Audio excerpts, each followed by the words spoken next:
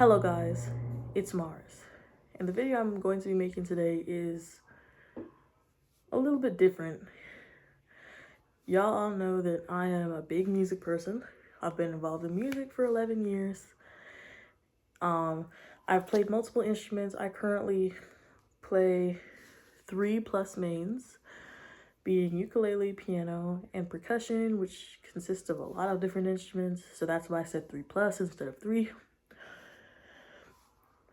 But anyways, I don't know how many people here are learning piano or are interested in learning piano, but I just thought I'd share something very important when it comes to learning piano. So we all know stuff like Faber, correct? If you don't know what Faber is, let me show you some examples. Faber, they make lesson books, technique and artistry, theory, performance, books that allow you to play many different fun songs. Like they got Fun Time Piano, they got technique and artistry, they got lesson, they got performance, theory, plenty of fun things to choose from. And I happen to be a pianist with a large collection of Faber books. And I'm not here to dog on Faber and say that you should never, ever, under any circumstances, use a Faber book. No, that's not what I'm trying to say. But what I am trying to say is that you should not only go off of Faber, such as one single Faber book to learn. So if y'all don't know, I started playing when I was 6 years old. And I started off with Faber. Let me see if I can find my first lesson book as an example.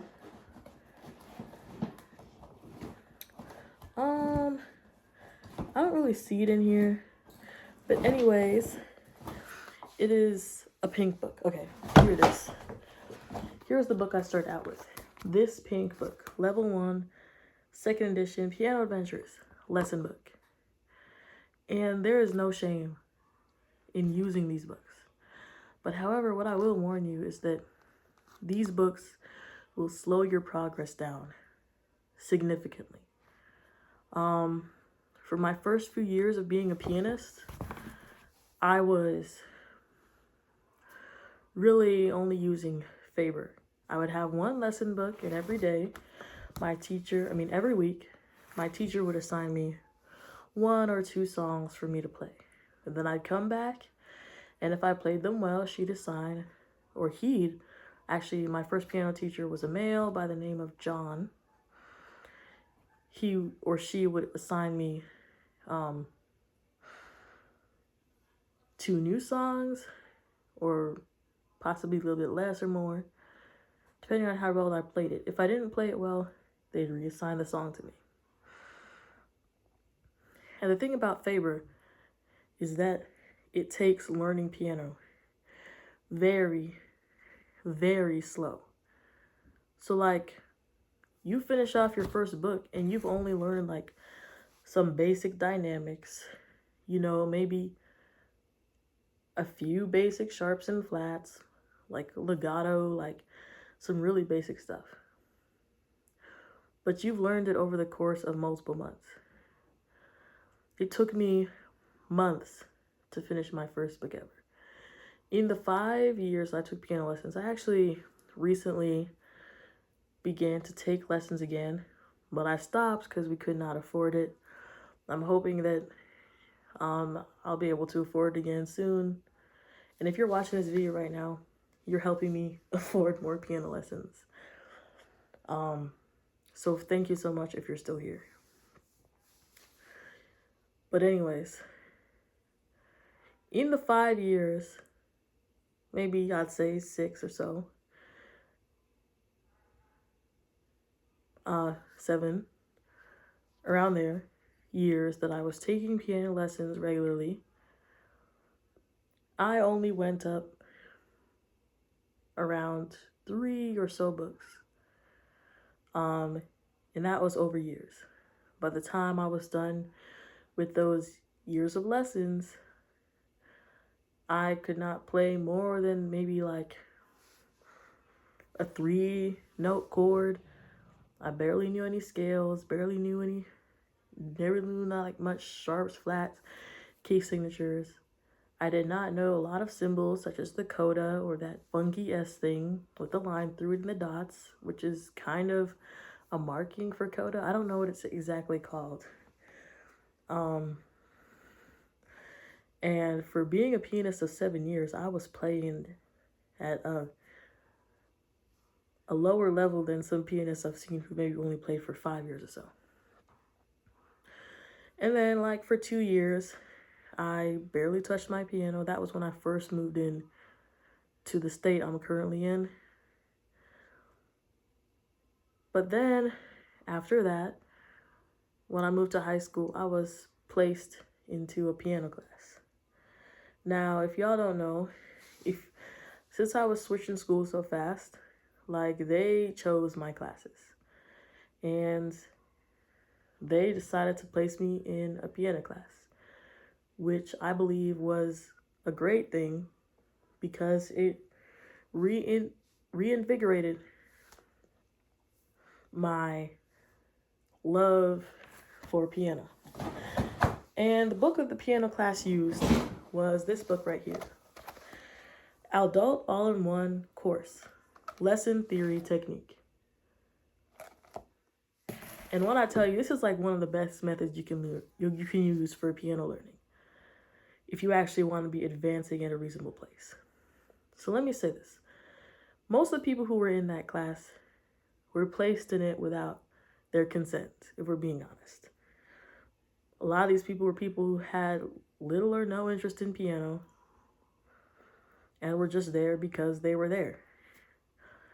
And when I tell you that within only a few months of this piano class, using this method right here, these people were already playing full-fledged songs. What took me years to achieve, these people were already just playing like so well. They were already making music. They already knew the circle of fifths, sharps, flats, all that type of stuff. Like,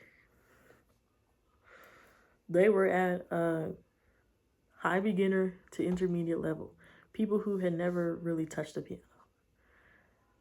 And that's when I realized how stunted I truly was when it came to learning piano.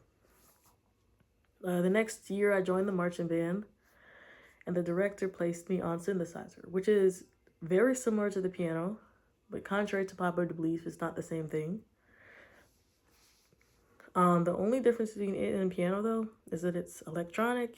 You can change sounds and settings and all that type of stuff. So basically, it's a more advanced keyboard, and it's generally made of plastic and metal as opposed to like wood and ivory, that type of stuff.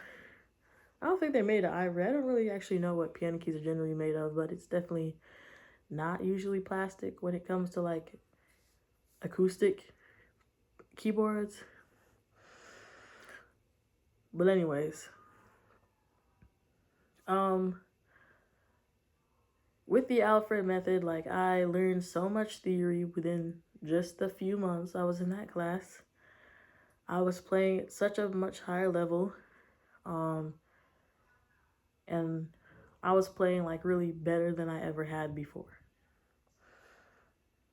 And then upon joining the marching band, when I was given this music, I continued to advance musically. And at this point, I was not taking any lessons. My lessons, quote unquote, were me finding songs that I wanted to learn and playing them. And I also decided to record them and post them on YouTube as well. I would play them anywhere I saw a piano, which was mostly in the school. I would come in the morning, play piano at school. In the evening, sometimes I would play piano for hours on end, like just learning these songs that I wanted to learn. If I wanted to learn something, I would learn it. And also a big thing, listening. I also joined the jazz band, which introduced me to jazz piano, which also really advanced my playing because I was forced to be a lot faster and learn a lot more things faster. They weren't babying me, feeding me like a new piece of theory every few weeks. No, they were just throwing it at me and saying, catch it. And this is what I say is like the period where I advanced the most.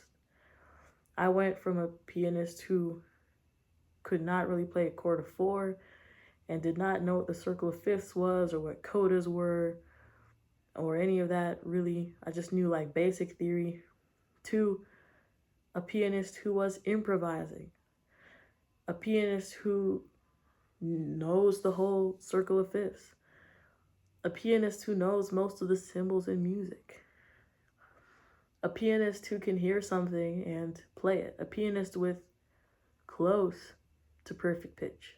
There's a reason why I say close, because I do not have perfect pitch. Sometimes I just happen to identify the right note, but usually it's one or two notes off. But it's generally pretty close to the actual note I played.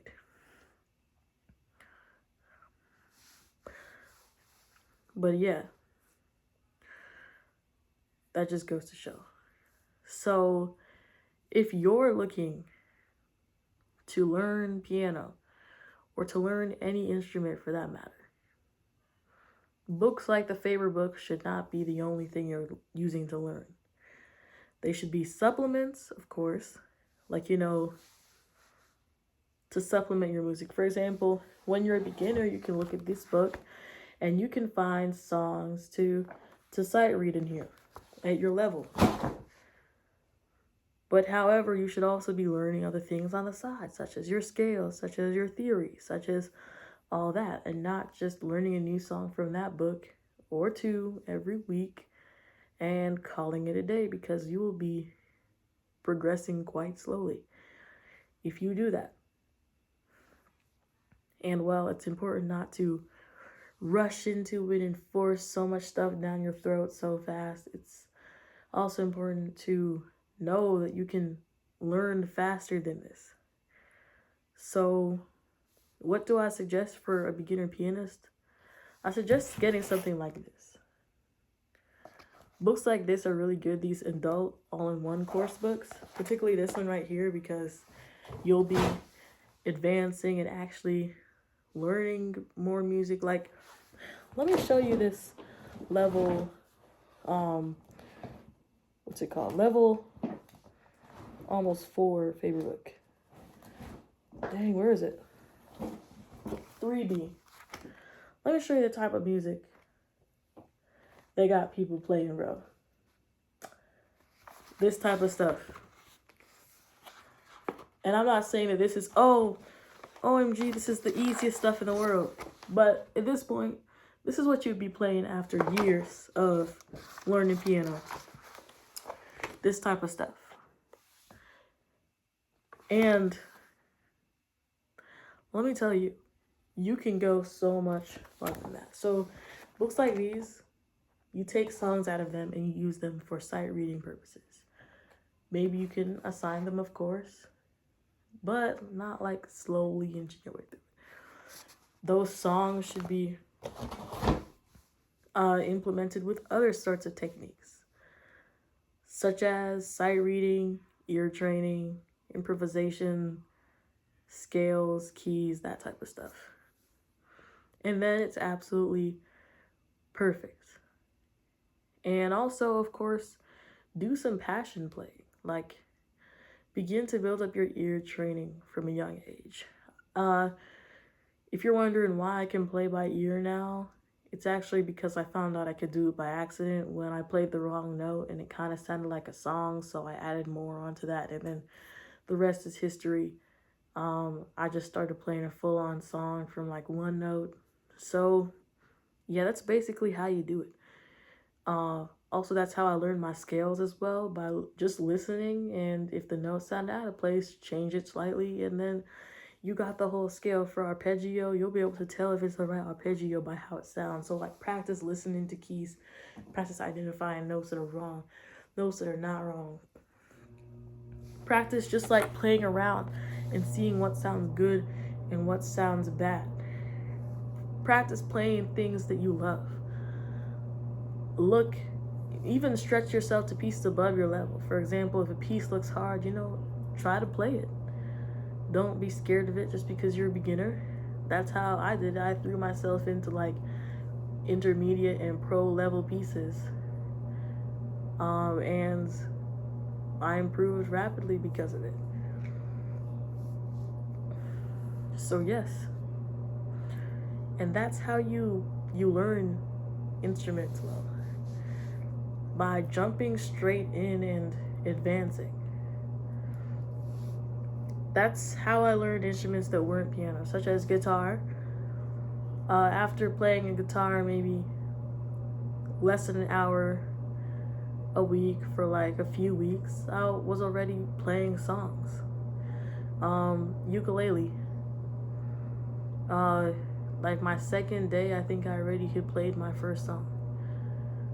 Because I went straight into trying to do stuff. Just like, play around with your instrument. Don't feel like you have to follow any set method. Play around, listen, see what sounds good, see what doesn't sound good. And that's how you become a good pianist. So to anyone out there trying to learn piano, go for it. It's a great instrument. It's a great experience. I love being a pianist, and being a pianist for a purpose outside of yourself is even better. Like performing songs for YouTube, performing songs in talent shows, performing songs in front of thousands of people. It's just a great experience performing music for people, and I don't think I ever plan to stop performing music. So y'all, music is a great thing. If you want to pursue music, go out there and pursue it, and you won't regret it. If you want to join a band, go ahead and join a band. You probably won't regret it. And I love y'all. If you're still here, comment down below piano so I know that you're still here. And bye.